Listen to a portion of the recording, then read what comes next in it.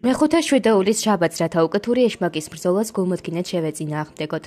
ძმანო და მამანო, ვინაიდან ამ მარხვის დღეებში საერო საქმეთა ამბები ჩვენამდე აღწევენ, უფრო მეტად კი ჩვენ შესახებ ნათქვამი და ამ ნათქვამთა გამო ხშირად ვწუხვართ, თუ რა და როგორ იქნება და არც არის გასაკვირი, რადგან ასეთი ამბების მიზეზით სული მიჩვეულია შფოთს.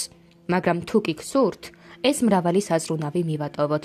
საკუთარი თავისთვის და ჩვენზე აღძრულ უხილავ ბრძოლაზე საფიქრალად მოვიცალოთ და შესაწინააღმდეგებლად მოვემზადოთ, რათა ვაი თუ ხორციელს ვამჩნევდეთ, სულიერად კი დავიჭრათ და დავიღუპოთ. ხოლო ვინ არიან რომელნიც გვებრძვიან? უკეთური ეშმაკები, საცდურთა სულები, ამას სიბნელის მფლობელები, რომელთა რიცხვი მრავალია, ჩვენს წინააღმდეგ ბოროტება და მტრობა კი გამოუთქმელი. მაგრამ ნუ შეგვეშინდება, ნურც შევწრწუნდებით, რადგან თანაშემწედ და თანამებრძოლად სულიწმინდა და უფალი იესო ქრისტე გვყავს, რომელმაც ქრისტემ უზლურებანი ჩვენი იტვირთნა და სნეულებანი ჩვენი თავს ისხნა, რომლითა იგი იმნო და განიცადა, ძალუც, რომელნი იგი განიცდებოდიან, მათთაცა შეწევნათ.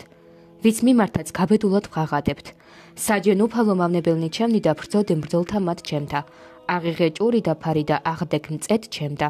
გახფინე მახვილი შენი და შეკრიბე წინა კერძო მდევართა ჩემთასა და შეაჩერე ისინი, რადგან მტერი ნამდვილად გვდევნის, ჩვენი წარწმენდა სურს და მახლობელად ალაგთა საცდურსა დამირწმენ ჩვენ. და ცოდვის ორმოში ჩვენს ჩაგდებას მთელი ვერაგობით ცდილობს. მათ წინააღმდეგაც, როგორც ქრისტე მეუფის მხედრების სიმამაცით მოვემზადოთ. შევიმოცოთ ჯაჭვიგი სარწმუნოებისა და სიყვარულისა და ჩაფხუტის ასოებისა დავიდგათ, რადგან ჩვენი ბრძოლის ომი ამ საჭურველის მიერ დაიძლება. უფრო საკვირველი კი ისაა, რომ ჩვენი გვირგვინებიც თვით ამავე ბრძოლაშია.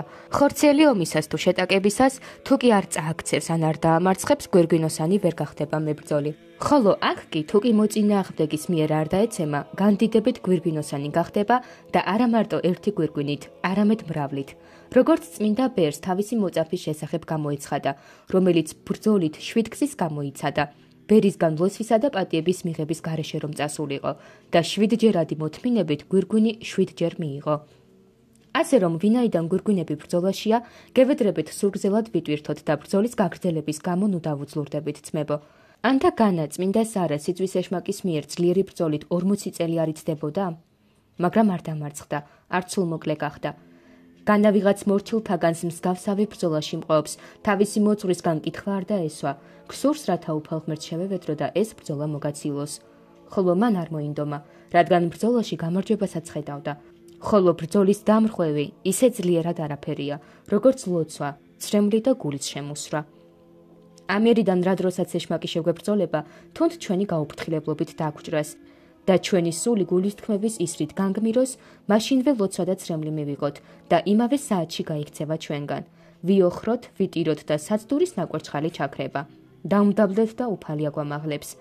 ნეტარია, ვინც თავს ყოველდღიურად მარხვის, მღვიძარების, ხელსაქმისა და ყველა სხვა საღვთო საქმის გამო აიძულებს.